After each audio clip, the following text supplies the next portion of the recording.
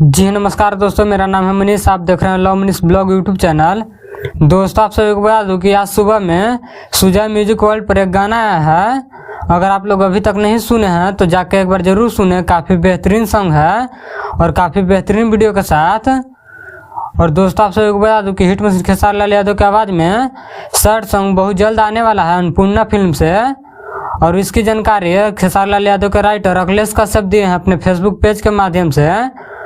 और अखिलेश कश्यप अपने Facebook page से एक पोस्ट किए हैं और जिस पोस्ट के कैप्शन में लिखे हैं, शादियों का सीजन चल रहा है, कितने लोगों को मोहब्बत बिछड़ रही होगी, कुछ आ जाओ का सैड मिजाज में हिट मशीन के संग। तो दोस्तों, आप सभी को बता दूं कि हिट मशीन खेसारी लाल यादव की आवाज़ में बहुत जल्द आप लोगों को अन्नपूर्णा फिल्म पर सैड सॉन्ग सुनने के लिए मिलेगा कश्यप कहर के साथ।